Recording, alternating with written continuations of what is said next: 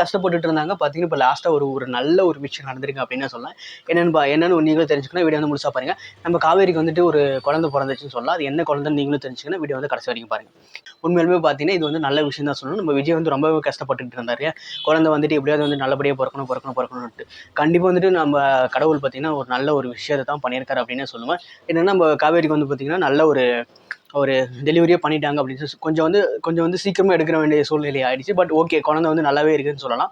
பார்க்கலாம் என்ன நடக்க போகுது அப்படின்னு சொல்லிட்டு. காவேரிக்கு வந்து பெண் குழந்தை பிறக்கும்னு சொல்லிட்டு இருந்தேன். அதே மாதிரி பார்த்தீங்கன்னா பெண் குழந்தையே வந்து பிறந்துருச்சு அப்படின்னே சொல்லலாம்.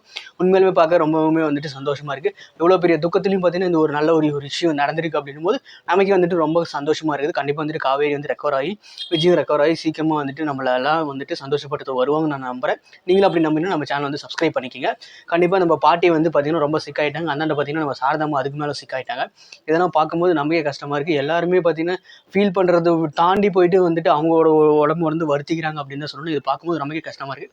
பாட்டி சும்மா இருக்கும்போது வாய் விட்டுட்டு இருக்காங்க. நம்ம காவேரி வந்துட்டு நம்ம விஜய் வந்து கல்யாணம் பண்ணதுனால தான் இவ்வளோ ஒரு பிரச்சனை நடந்துட்டு இருக்கு. அதனால தான் பசுபதி வந்து உள்ள புகுந்து இந்த மாதிரிலாம் பண்ணிட்டு இருக்கான் அப்படின்னு சொல்லிட்டு ரொம்பவுமே வந்துட்டு நம்ம பாட்டி வந்து நம்ம யமுனா வந்து திட்டிகிட்டே இருக்காங்க. யமுனாவை திட்டிட்டு இருக்காங்க. அதனால பார்த்தீங்கன்னா நிவின் வந்து ஒரு விஷயத்தை கண்டுபிடிச்சிருக்காரு. என்னன்னா, நம்ம விஜய்க்கு வந்து யார் இந்த மாதிரி பண்ணியிருப்பாங்க அப்படின்னு சொல்லிட்டு யோசிச்சுட்டு பார்த்தா ராகவ் தான் அந்த மாதிரி பண்ணியிருப்பான்னு சொல்லிட்டு ராகவ் மேலே வந்துட்டு போலீஸ் கம்ப்ளைண்ட் கொடுக்குறாரு.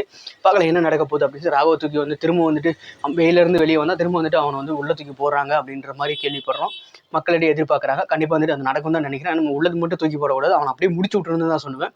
ராகவ் வந்து இந்த மாதிரி ஒரு வேலையை பார்த்துக்கிறது நமக்கே வந்து ரொம்பவுமே கஷ்டமாக இருக்குன்னு சொல்லலாம். பார்க்கலாம் என்ன பட போனாலும் விஜய் வந்து சீக்கிரமாக ரெக்கவர் ஆகும்னு சொல்லிட்டு எல்லாருமே நம்ம எல்லாம் எதிர்பார்க்குறோம். அதே மாதிரி வந்து விஜய் வந்து கண்டிப்பாக வந்து சீக்கிரமாக வந்துட்டு ரெக்கவர் ஆகி வெளியே வருவார்.